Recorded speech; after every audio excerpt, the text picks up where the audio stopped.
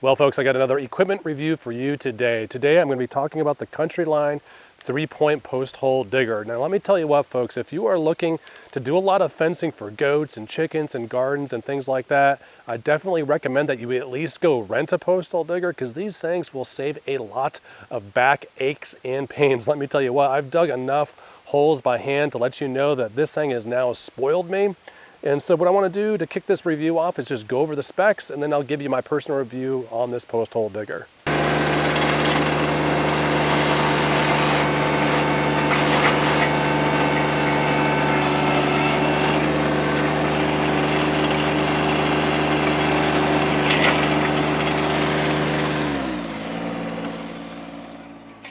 I'm just going to read these specs from you. I pulled these right from CountyLine's website. Basically, just want to kind of give you the overview of what this thing is, what it's made out of, how heavy it is, and all the usual things you might want to know about.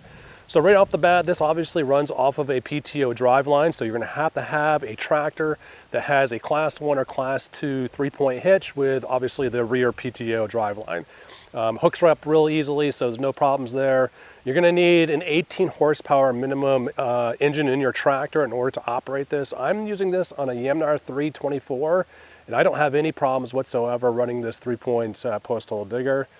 You could take a 6, 9, and 12-inch auger. I've been running a 6-inch and a 12-inch on this. I use the 12-inch for when I'm digging holes for trees, and I use the 6-inch for when I'm doing holes for fencing and things like that.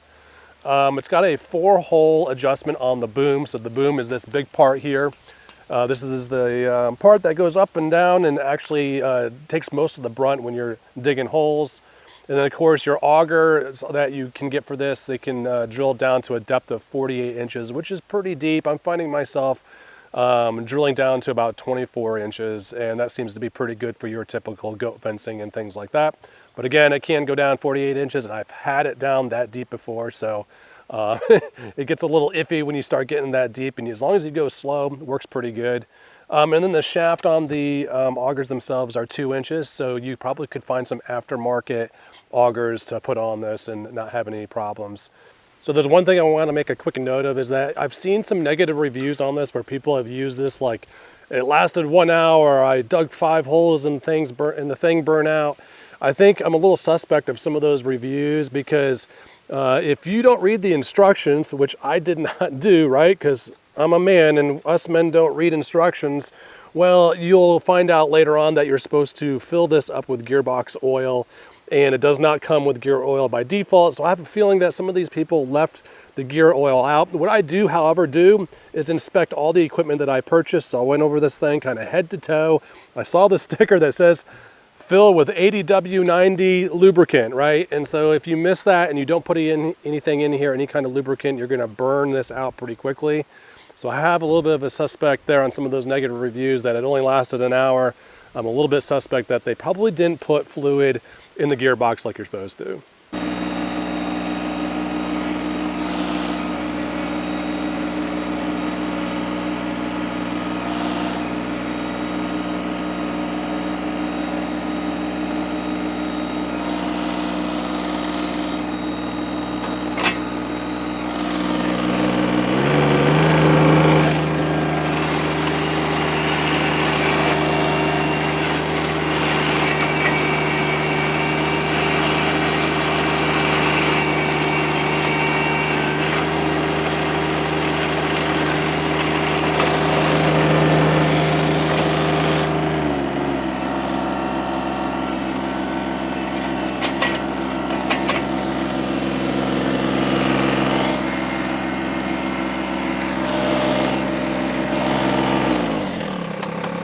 Let's go ahead and cover the installation of this auger system. Now this auger post hole digger does weigh 190 pounds. It's built out of solid steel construction. So the thing is a little bit heavy, but it comes in 2 main pieces. And I just want to give you a quick review of how I install it to kind of make life easier if you end up getting one of these. So right off the bat, we have 2 main components of this. We have the lower connector, which connects to your the 2-point hitch on your tractor. And then we have the main boom, and the main boom connects to that 3rd point of the base of your tractor. And what I do is I always put in, install the bottom portion first, And then I put the boom on second. And of course, when you're doing this, you're not gonna wanna have the auger installed. It'll just make it a little bit easier to get these two pieces on. And that's basically it. And then the drive shaft, the PTO shaft will connect, obviously, once you get everything connected and all the pins inserted. So operating this post hole digger is super simple. You have this lever here, which lets you level out the auger, making sure that it's level vertically, also horizontally. You can kind of make fine-tune adjustments. And then you just need to enable your PTO system, your PTO drive line, once you are at the appropriate RPMs. And then you use the 3-point hitch operating lever to lower the boom down into the ground. You want to go very slowly, do a little bit at a time. You don't want to just jam it down to a 3 or a 4 because depending on your tractor, it could bog things down and you could end up breaking parts, breaking the auger if you have a more powerful tractor. But with the Yamnar 324, I'm finding that just going slowly, you know, I guess you could say a half a line at a time on the control lever for the 3-point hitch seems to do the trick. And then you just let it dig out all the soil, and then when you're done, you disengage the PTO drive line and you raise the auger out of the dirt.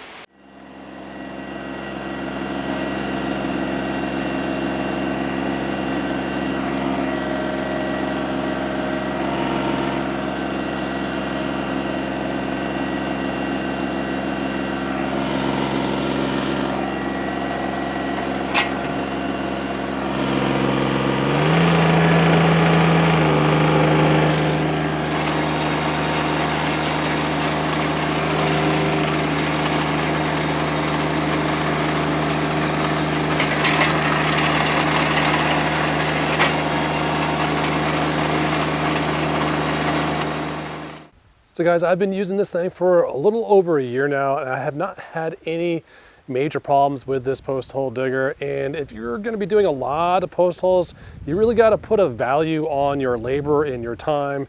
And if this thing is gonna save you a lot of time and energy to give you more time back to do other things, then I really think it's worth the investment. Again, you're looking at about $1,000 for the post hole digger itself, plus 2 augers. And if you divide that up in time and do the math, you're gonna save a lot of hours. So I highly recommend this CountyLine post hole digger if you're gonna be doing a lot of planting of trees, a lot of post holes, things like that. And guess what? Sometimes if your friends need some holes dug, you can let them borrow it, and it just becomes a pretty good asset for yourself and your preparedness or homesteading community.